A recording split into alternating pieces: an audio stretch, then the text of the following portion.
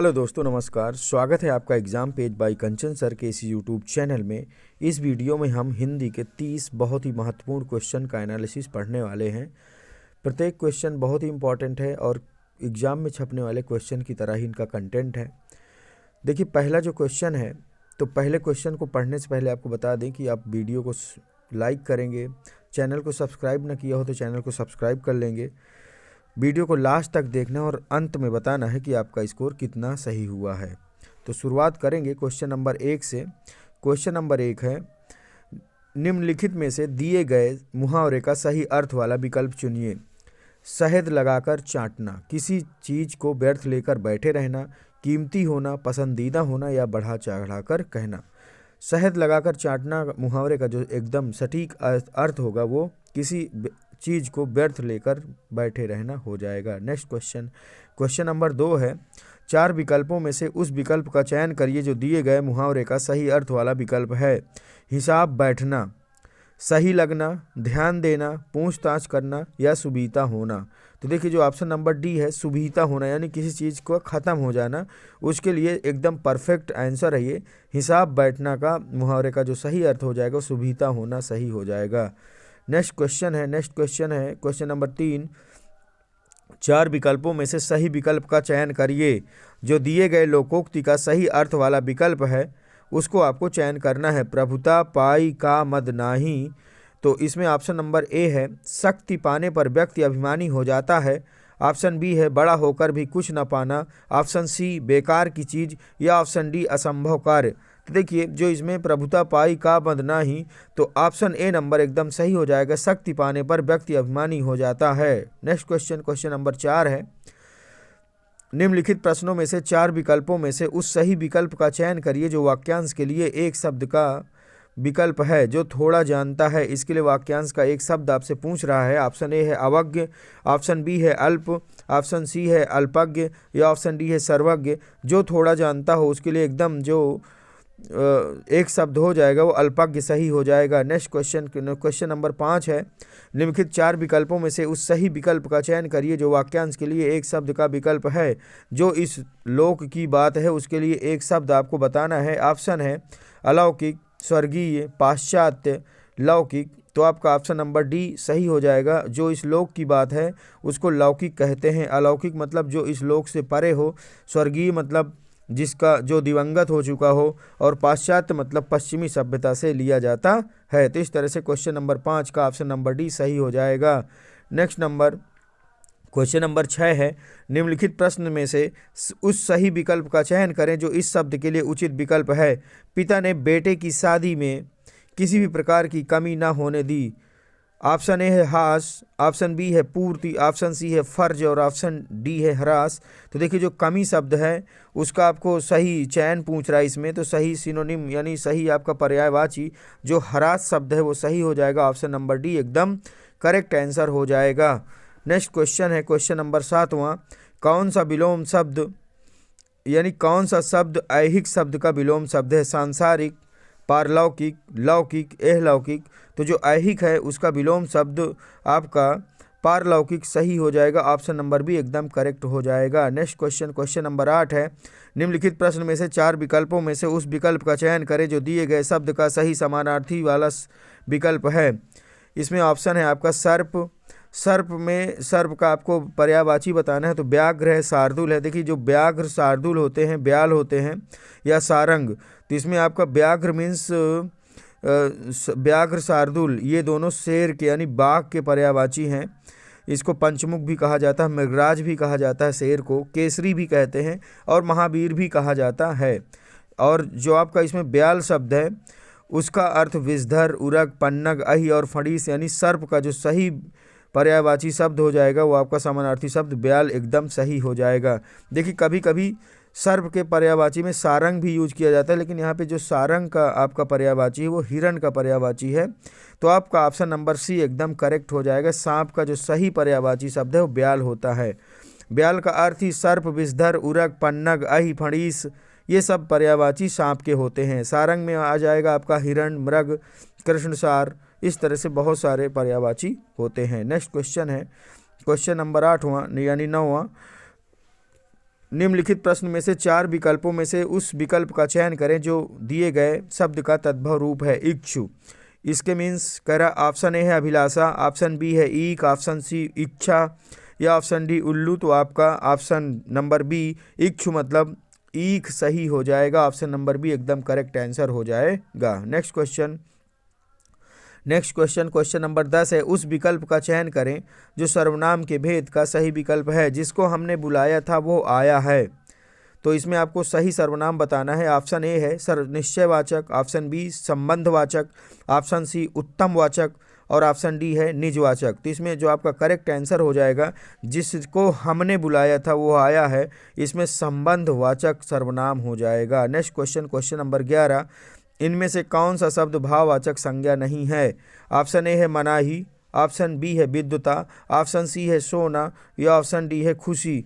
तो देखिए इसमें आपका मनाही, विद्युता और खुशी ये तीनों भाववाचक संज्ञा हैं, जबकि सोना आपका या तो द्रव्यवाचक संज्ञा होगी और अगर सोने के अर्थ में इसका उपयोग करेंगे तो क्रिया शब्द हो जाएगा, यानी किसी प्रकार की संज्ञा नहीं है, भाववाचक संज्ञा नहीं होगी। नेक्स्ट क्वेश्चन है क्वेश्चन नंबर 12, 4 विकल्पों में से उस विकल्प का चयन करिए जो क्रिया के भेद वाला सही विकल्प है। शिक्षक ने विद्यार्थियों को खेल खिलाए। आपका पास है क्रिया भेद नाम धातु, क्रिया भेद द्विकर्मक, क्रिया भेद प्रेरणार्थक या क्रिया भेद कृदंत। तो आपका ऑप्शन नंबर द्विकर्मक इसलिए सही हो जाएगा क्योंकि ये इस सेंटेंस में या इस वाक्य में 2 कर्म हैं। शिक्षक ने विद्यार्थियों को और खेल खिलाए, यानी खेल और विद्यार्थी दोनों 2 ही कर्म हैं, इसलिए द्विकर्मक क्रिया हो जाएगी। नेक्स्ट क्वेश्चन नंबर 13, किस प्रकार के विशेषण में 2 प्राणियों, वस्तुओं इत्यादि के गुण, दोष अथवा विशेषता की तुलना कर एक दूसरे से बढ़कर बताया जाता है। बहुत इंपॉर्टेंट क्वेश्चन है। देखिए थोड़ा सा अलग टाइप का क्वेश्चन है ये, यानी ये 2 प्राणियों इत्यादि जहाँ पे तुलना की जाती है वहाँ पे आप पूछ रहा है। तो इसमें कह रहा कि कौन सी अवस्था होगी, तो मूल अवस्था, चापलूसी करना तो ऑप्शन गलत ही है, उत्तर अवस्था या सार्वनामिक। तो देखिए जब किसी चीज़ को बढ़ा चढ़ा कर बताया जाता है, गुण दोष विशेषता की तुलना की जाती है, तो वहाँ पे उत्तर अवस्था हो जाती है। नेक्स्ट क्वेश्चन नंबर 14वां, किस व्यंजन का उच्चारण स्थान तालव्य है। ऑप्शन ए है झा, ऑप्शन बी है ना, ऑप्शन सी है माँ, ऑप्शन डी है गा। तो इसमें आपका पहले ही बताया गया था KTM 2 के हिसाब से आपका ऑप्शन नंबर 1 बिल्कुल करेक्ट हो जाएगा। जो आपका झा ऑप्शन है वो सही हो जाएगा। नेक्स्ट क्वेश्चन नंबर 15, सही विकल्प का चयन करें जो वाक्यांश के लिए एक शब्द है आदि से अंत तक। ऑप्शन ए है अनादि, ऑप्शन बी है आद्योपांत, ऑप्शन सी है समकालीन या ऑप्शन डी है समीचीन। तो आपका इसमें ऑप्शन नंबर जो आद्योपांत यानी ऑप्शन नंबर बी आपका सही हो जाएगा। आदि से अनंत तक आद्योपांत शब्द के लिए एकदम करेक्ट आंसर है। समकालीन का मतलब होता है जो साथ साथ हो, यानी अपने समय का, ठीक है। अनादि मतलब जिसका कोई अंत ना हो, उसको अनादि कहते हैं। नेक्स्ट क्वेश्चन है, सही विकल्प का चयन करें जो वाक्यांश के लिए एक शब्द है, यानी एक शब्द वाक्यांश के लिए एक शब्द आपको बताना है जो सब कुछ जानता हो, उसके लिए एक शब्द बताना है आपको। सर्वज्ञ, सर्वत्र या फिर ज्ञानी। तो आपका इसमें ऑप्शन नंबर एकदम से जो करेक्ट ऑप्शन हो जाएगा, जो सब कुछ जानता हो उसके लिए सर्वज्ञ सही ऑप्शन हो जाएगा। नेक्स्ट क्वेश्चन नंबर 17, निम्नलिखित प्रश्न में से 4 विकल्पों में से किसी उस सही विकल्प का चयन करना है जो रेखांकित शब्द के लिए उचित विकल्प है। बूढ़े माता पिता का सहारा उनका बेटा ही था। देखिए इसमें रेखांकन नहीं किया गया है, तो इसमें आपका सहारा के लिए है, पूछ रहा है एकमात्र सहारा। इस शब्द के लिए इसमें से ऑप्शन से आपको बताना है कि सही शब्द कौन सा करेक्ट हो जाएगा। तो आपके पास ऑप्शन है अविलंब, अवलंब, अवसर या अमूल्य। तो आपका जो अविलंब है उसकी मीन्स होता है बिना देरी किए, अवलंब मीन्स होता है एकमात्र सहारा। तो ऑप्शन नंबर बी आपका करेक्ट हो जाएगा। नेक्स्ट क्वेश्चन है क्वेश्चन नंबर 18। 18वें क्वेश्चन में कह रहा है उस विकल्प का चयन करिए जो दिए गए शब्द का सही समानार्थी शब्द है। हिरण शब्द का आपको सही समानार्थी शब्द बताना है। तो इसमें ऑप्शन है सुरंगम, कुरंगम, तरंग या नंदन। तो देखिए नंदन मीन्स होता है बालक या बेटा, तरंग मीन्स होता है लहर। आपका ऑप्शन नंबर बी कुरंग सही हो जाएगा। हिरण का जो सही समानार्थी शब्द है वो कुरंग एकदम करेक्ट आंसर हो जाएगा। कोई शब्द में कौन सा विशेषण का बोध होता है। तो देखिए इसमें जो कोई शब्द है इसको पहले अलग कर लेंगे, हाईलाइट कर लेंगे, तब फिर आपको बताना है कि कौन से विशेषण का बोध है। तो परिमाणवाचक, सार्वनामिक विशेषण, मूल अवस्था या उत्तरावस्था। तो ऑप्शन नंबर बी आपका सार्वनामिक विशेषण एकदम करेक्ट आंसर हो जाएगा। कोई शब्द में सार्वनामिक विशेषण की व्याख्या की गई है। नेक्स्ट क्वेश्चन है उस विकल्प का चयन करें जो दिए गए शब्द का तद्भव रूप है। देखिए अट्टालिका एक तत्सम शब्द है, इसका आपको तद्भव रूप पूछ रहा है, तो आपका छत, हंसी, कमरा या अटारी, तो आपका option number A Attari means Attari का ही तत्सम रूप अट्टालिका होता है, तो ऑप्शन नंबर ए एकदम करेक्ट आंसर हो जाएगा। नेक्स्ट क्वेश्चन, भाववाचक संज्ञा कितने प्रकार की होती है। 21वें क्वेश्चन में आपसे पूछ रहा है कि भाववाचक संज्ञा कितने प्रकार से होती है। 4 प्रकार की, 3 प्रकार की, 5 प्रकार की, 6 प्रकार की। तो जो आपकी भाववाचक संज्ञा होती है वो ऑप्शन नंबर सी यानी 5 प्रकार की सही हो जाएगा। नेक्स्ट क्वेश्चन है क्वेश्चन नंबर 22, उस विकल्प का चयन करिए जो दिए गए वाक्य में सर्वनाम के भेद का सही विकल्प है। घनश्याम ने अपने आप पूरी तैयारी कर ली थी। ठीक है, तो इसमें अपने आप शब्द आया है, तो इसमें पहले ही बताया गया था कि जब भी अपने आप या स्वयं इस टाइप के शब्द आते हैं तो वहाँ पे निजवाचक सर्वनाम हो जाता है। तो इस तरह से ऑप्शन नंबर डी आपका एकदम करेक्ट आंसर हो जाएगा। नेक्स्ट क्वेश्चन है, नमक का दरोगा के कहानी के लेखक कौन है। देखिए नमक का दरोगा एक बहुत ही फेमस कहानी है, बहुत मशहूर कहानी, और इसमें जो है ईमानदारी और लक्ष्मी यानी पैसे और ईमानदारी के बीच की थोड़ी सी झलक देखने को मिली। थोड़ा सा विवाद होता है जिसमें ईमानदारी जीत जाती है, और बाद में ईमानदारी का फल जो इसमें दरोगा जी होते हैं वो लक्ष्मी नारायण के ट्रकों को रोक देते हैं, उनकी गाड़ियों को रोकते हैं, लारियों को। तो फिर उसके बाद जो संवाद होता है बहुत ही कथानक ज़बरदस्त है। मुंशी प्रेमचंद की ये कहानी है, और ये नमक का दरोगा कहानी के लेखक मुंशी प्रेमचंद है। तो इस तरह ऑप्शन नंबर बी आपका करेक्ट आंसर हो जाएगा। उपन्यास और कहानी का मूल अंतर क्या है, इंपॉर्टेंट क्वेश्चन है। देखिए अगर वैसे देखा जाए तो कहानी में जीवन के एक खंड या घटना का चित्रण होता है, जबकि उपन्यास संपूर्ण जीवन का चित्रण करता है। लेकिन इस ऑप्शन में आपको देखना है उसका आकार प्रकार, आपके पास बढ़िया सा ऑप्शन है, करें उसका आकार प्रकार, विषय निरूपण, घटना का चयन या पात्रों की विविधता।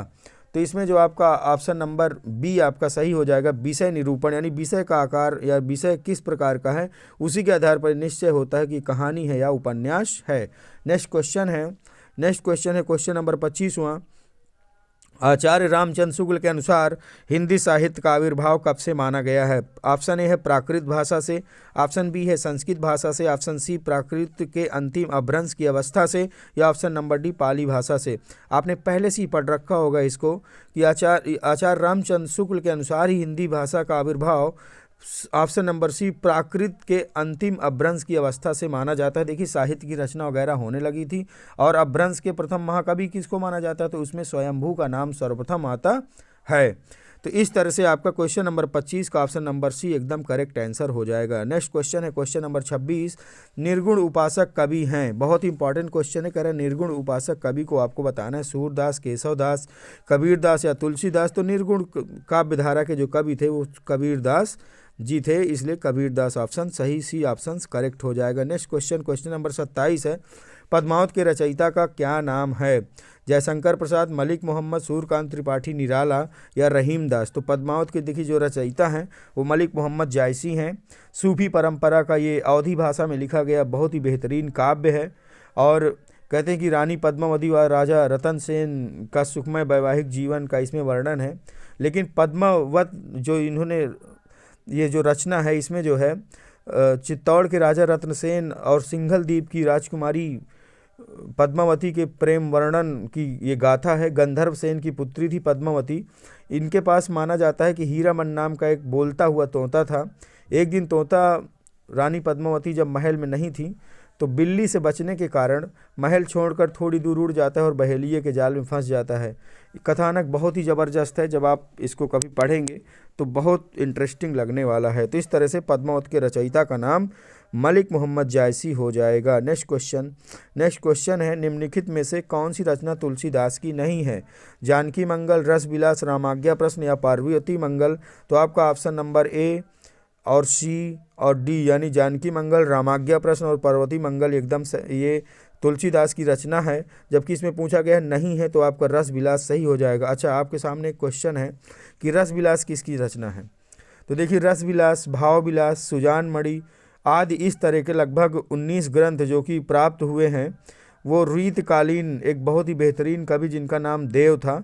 अच्छा, कभी कभी रस विलास के साथ चिंतामणि, आचार्य चिंतामणि का भी नाम जोड़ा जाता है। लेकिन जो इसके आपका अगर ऑप्शन में जिस तरह से अकॉर्डिंग टू योर ऑप्शन आपका आंसर है, यहाँ पर रस विलास तो तुलसीदास की रचना नहीं है। लेकिन इसमें जो इसके सही लेखक थे वो आचार्य देव को ही माना जाता है। रीत काल के बहुत ही श्रेष्ठ कवि थे वो। क्वेश्चन नंबर 29, रामचरितमानस की भाषा और शैली क्या है? ब्रज भाषा, मुक्तक शैली, खड़ी बोली, प्रबंध काव्य, अवधी भाषा, मुक्तक शैली, अवधी भाषा, प्रबंध शैली। इंपॉर्टेंट क्वेश्चन है। रामचरितमानस की भाषा भी पूछ रहा, तो देखिए अवधी भाषा तो आपका सी और डी दोनों ऑप्शन में है, लेकिन अब आपसे पूछ रहा प्रबंध शैली या मुक्तक शैली, तो इसमें आपका ऑप्शन नंबर जो आपका प्रबंध, अब देखिए अवधी भाषा तो बिल्कुल करेक्ट है, ठीक है, लेकिन रामचरितमानस की शैली भी आपसे पूछ रहा है, तो आपका अवधी भाषा और प्रबंध शैली बिल्कुल करेक्ट हो जाएगा। ये मुक्तक काव्य नहीं बल्कि प्रबंध शैली में लिखा हुआ काव्य है। रामचरितमानस अवध में, पूरे अवध प्रांत में सबसे अधिक पढ़ा जाने वाला काव्य है, जो आज भी दृष्टिगत है। आप देखते होंगे किसी भी शुभ मुहूर्त या किसी मंदिर में जब किसी तरह का कोई कीर्तन भजन होता है तो वहाँ पे रामचरितमानस का गायन होता है और अवधी भाषा में इसको लिखा गया है। इसमें भगवान श्री राम, राजा दशरथ और इस तरह के उनके पूरे जीवन चरित्र का वर्णन किया गया है, और इसको बाल कांड, अयोध्या कांड, किष्किंधा कांड, सुंदर कांड, लंका कांड, इस तरह से कई कांडों में इसको बांटा गया है। नेक्स्ट क्वेश्चन नंबर 30 है।